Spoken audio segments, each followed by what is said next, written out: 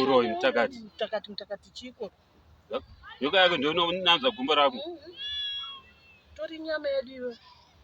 Nyama nini? Hiyo inyama yedu. Inyama. Oyo ausinyama. Tingada takatodya kudhara. Wangu mwana akapinda.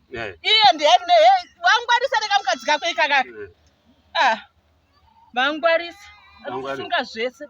Iko chakazokusakisa kuti muye kuno kurwendo tatapedza tatatoronga zvese tatopedza toro dzese chi. Mamuri kuya uchaga chi. Kakari kutoenda wanyararira kwekakari kuenda kutheater. Muchinyanyawo nemimi. Ndokanyararidza zvipfuure ndada kurwadzisa sekurwadzwa kwendakaitwa pamwana wangu. Nekuti maida kuuraya nini? Maida kuuraya nini? Uri nyama ndiwasara. Vamwe se papa. Aisiri nyama yako. Aijisiri nyama. Aiwa. Tamene zvimwe saka ndozvemandishedzera. Ndozvemandishedzera here muno. Aisiri nyama yako geza moko. Ndozvemandishedzera. Angwarisa. Madam Soro. Tera vamwe koka. Iwe Charisi. Charisi. Ndakona ndana nesimba. Ari simba ndiani? Ari simba ndiani?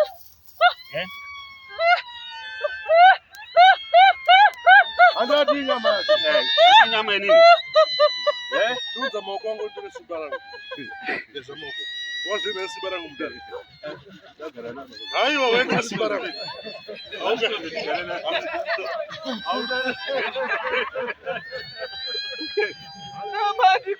Ya takugona. Padikona. Inyoka dzakwe idzodzo. Ya.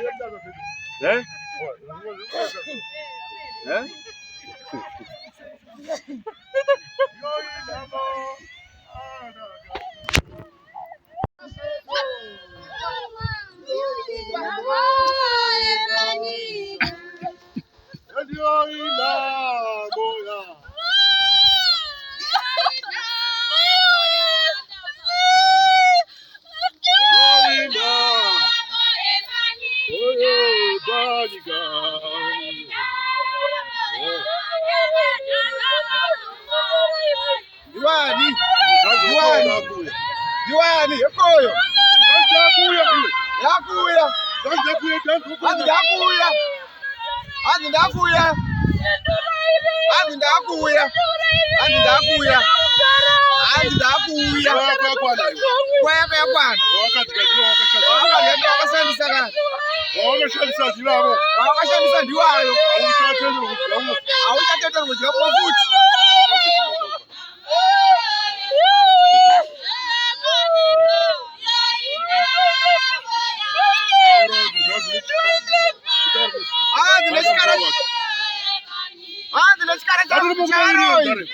Baremo gotu.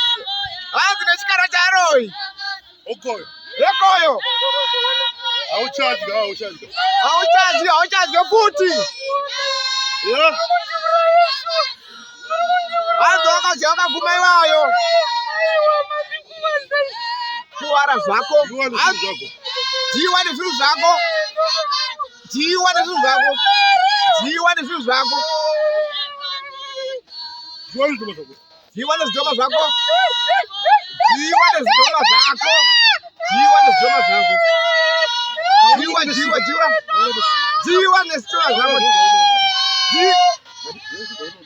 Dona zvese zvonoda. Ibva ipapo. Enda kuvana vako. Enda. Andidi kuona kubva nhasi. Enda. Andidi zvekukuona nhasi. Hauna zvochaita muimba yangu. Hauna zvezvochaita muimba yangu. Hausina simba mukati meimba yangu. Dzoka kuvana vako.